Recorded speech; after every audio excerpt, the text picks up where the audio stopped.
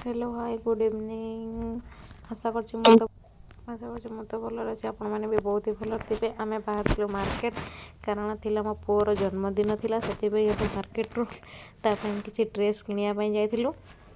ଆଉ ଏଇଥିପାଇଁ ଆମେ ଦୀପର ଟାଇମ୍ରେ ଯାଇଥିଲୁ କି ଡ୍ରେସ୍ କିଣିବା ନିହାତି ଦରକାର ଥିଲା, ତା'ର ଜନ୍ମଦିନ ଯେହେତୁ ଥିଲା। ପୁଣି ଆମେ ମାର୍କେଟ ଯାଇ ପହଞ୍ଚିଲୁ ଭିଟୁରେ। ପ୍ରଥମେ ଦେଖିବା ଚାଲନ୍ତୁ ଭିଟୁରେ କ'ଣ କ'ଣ ମିଳୁଛି କ'ଣ ନାହିଁ, ତାପରେ ଦେଖିବା ନହେଲେ ଅନ୍ୟ କେଉଁଠି ଆଣିବା। ଆଉ ଦେଖନ୍ତୁ କ'ଣ କ'ଣ ମିଳୁଛି। ୟାଠୁ ଭଲ ମିଳେ କାଲକାଟା ବଜାରରେ। ଆଗେ ଭିଟୁକୁ ପଳେଇ ଆସିଲୁ, ତାପରେ କାଲକାଟା ବଜାରକୁ ଯିବୁ ନହେଲେ ଏଠି ନ ମିଳିଲେ।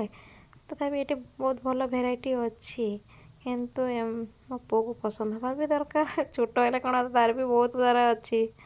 ହେଇ ଏମାନେ ବାପ ପୁଅ ପଳେଇ ଆସିଲେନି ନେବା ପାଇଁ, ତାଙ୍କର ଚଏସ୍ ଚାଲିଛି। ଯେଉଁଟା ଚଏସ୍ ହେବ ଏଇ ମୋ ପୁଅ କହୁଛି ଯେ ଆମେ ନେବା ସବୁ ମୋର।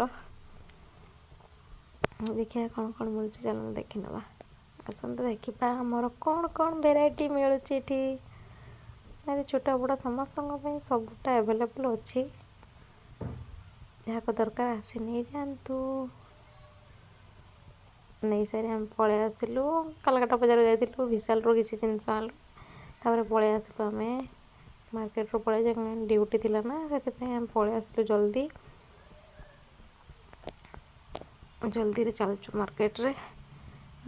ରାସ୍ତାରେ ଟିକେ ପୁଣି ଛିଡ଼ା ହେଲୁ, କାହିଁକି ହଜବେଣ୍ଡ କହିଲେ କି ନେବା ଫୁଲ ଚାରା ବୋଲି। ପୁଣି ଫୁଲ ଚାରା ଦେଖିଲା ବେଳକୁ ତ ଇଚ୍ଛା ହେଉଥିଲା ସବୁ କିଛି ନେଇଯିବା ପାଇଁ, ତେଣୁ ଇଚ୍ଛା ହେଉଥିଲା ତ ବହୁତ ସାରା ନେବା ପାଇଁ।